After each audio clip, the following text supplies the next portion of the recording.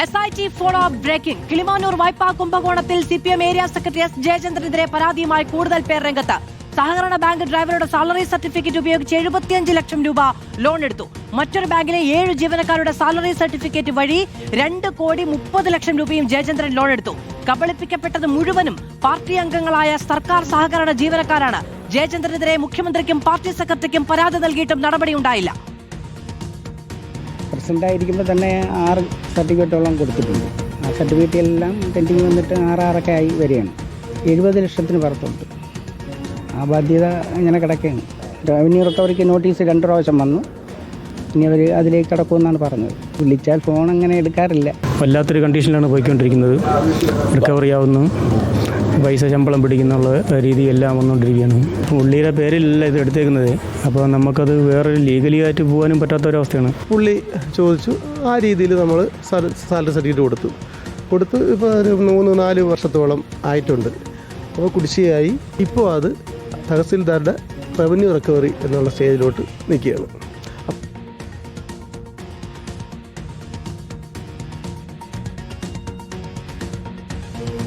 MG Pratheesh വിവരങ്ങളുമായി ചേരുകയാണ്. പ്രതീഷ്, ഈ വായ്പ നൽകിയതുമായി ബന്ധപ്പെട്ടും വലിയ തട്ടിപ്പുണ്ട്. ഇപ്പോൾ ഒരു സഹകരണ ബാങ്ക് ഡ്രൈവറുടെ സാലറി സർട്ടിഫിക്കറ്റ് വെച്ച് ഇത്രയും വലിയ തുക വേറെ ഏത് ബാങ്കാണ് അനുവദിക്കുക? അതുപോലെ തന്നെ കോടികളൊക്കെ ഈ പറയുന്ന സാലറി സർട്ടിഫിക്കറ്റ് മാത്രം വെച്ച് ലോൺ നൽകുക എന്ന് പറയുന്നത് തന്നെ ക്രമക്കേടാണ്. അതിലൊക്കെ അധികാര ദുർവിനിയോഗം ഉണ്ടായിട്ടുണ്ട്. കണ്ണീരും കയ്യുമായിട്ടാണ് ഈ തട്ടിപ്പിനിരയായവർ മാധ്യമങ്ങളെ കാണുന്നത്. മറ്റൊരു നിവൃത്തിയുമില്ലാതെയാണ്.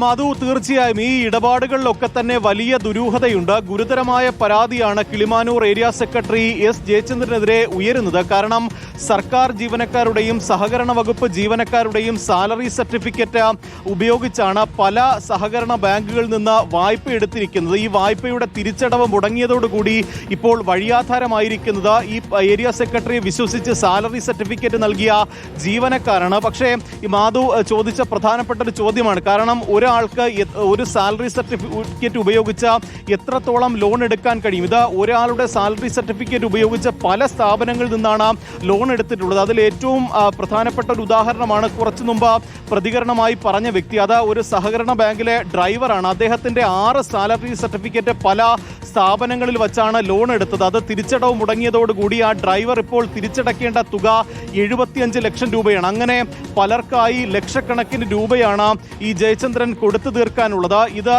അടയ്ക്കാതെ വന്നതോടുകൂടി തന്നെയാണ് ഈ റിക്കവറി ഭീഷണി ഇപ്പോൾ ജീവനക്കാർ നേരിടുന്നത്. ശമ്പളം വാങ്ങാൻ കഴിയാത്ത ഒരു സാഹചര്യമാണ് ജീവനക്കാരെ സംബന്ധിച്ച്. വീട് ജപ്തി ഭീഷണി ആയതോടുകൂടി വീടിന് കരമടയ്ക്കാൻ പറ്റുന്നില്ല. അത്തരത്തിൽ വലിയ പ്രതിസന്ധി ഇവർക്ക് നിലനിൽക്കുന്നുണ്ട്.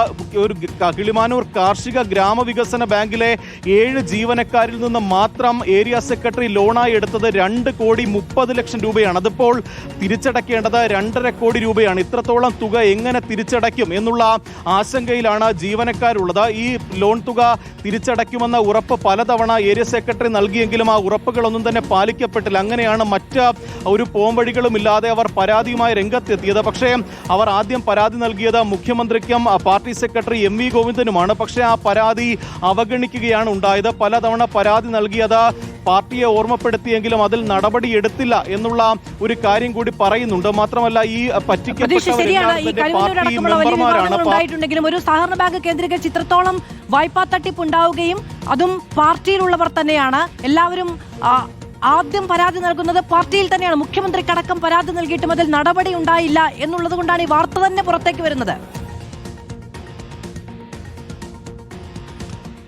മാധു, തീർച്ചയായും. കാരണം ആദ്യം പാർട്ടി സെക്രട്ടറി MV ഗോവിന്ദന് പരാതി നൽകുന്നു. ആ പരാതിയിൽ ഒരു നടപടിയും ഉണ്ടാകാത്തതിനെ തുടർന്നാണ് പിന്നീട് മുഖ്യമന്ത്രിക്ക് നേരിട്ട് തന്നെ ഈ ഒരുപാട് ആളുകൾ ഒപ്പിട്ടിട്ടുള്ള ഒരു പരാതി കൈമാറിയത്. ആ പരാതിയിൽ പോലും ഒരു നടപടി ഉണ്ടാകുന്നില്ല. മാത്രമല്ല ഈ ഏരിയ സെക്രട്ടറി എന്നുള്ള പദവി ദുരുപയോഗം ചെയ്തുകൊണ്ടാണ് അദ്ദേഹം ഇത്തരത്തിൽ വലിയ ഒരു കബളിപ്പിക്കൽ നടത്തിയിരിക്കുന്നത്. കാരണം ആ ഏരിയ സെക്രട്ടറിയെ വിശ്വസിച്ചാണ് പാർട്ടി അംഗങ്ങൾ അവരുടെ സാലറി സർട്ടിഫിക്കറ്റ് നൽകിയിരിക്കുന്നത്. മാത്രമല്ല വലിയ ഒരു ക്രമക്കേടുകൾ ഇതുമായി ഇതുമായി ബന്ധപ്പെട്ട് നടന്നിട്ടുണ്ട്. കാരണം ഒരാളുടെ സാലറി സർട്ടിഫിക്കറ്റ് വഴി ലോൺ എടുത്തു കഴിഞ്ഞാൽ ആ ലോൺ തിരിച്ചടച്ചെങ്കിൽ മാത്രമായിരിക്കും മറ്റൊരിടത്ത് വീണ്ടും ആ സാലറി സർട്ടിഫിക്കറ്റ് ഉപയോഗിച്ച് ലോൺ എടുക്കാൻ കഴിയുക. പക്ഷേ ഇവിടെ ഒരാളുടെ 6 സാലറി സർട്ടിഫിക്കറ്റാണ് പല സ്ഥാപനങ്ങളിൽ ഈടായി നൽകി ലോൺ എടുത്തിരിക്കുന്നത്. അതൊക്കെ തന്നെ എങ്ങനെ സാധിക്കും? നിയമപരമായി അതിന് ഏതെങ്കിലും തരത്തിൽ അതിന് സാധുതയുണ്ടോ എന്നുള്ള ചോദ്യമൊക്കെ തന്നെ ഉയരുന്നുണ്ട്. പക്ഷേ മാത്രമല്ല, ഈ സാലറി സർട്ടിഫിക്കറ്റ് എന്ന് പറയുന്നത് ചോദിക്കുമ്പോൾ പോയി നൽകുന്ന ഒരു സാധനമല്ല.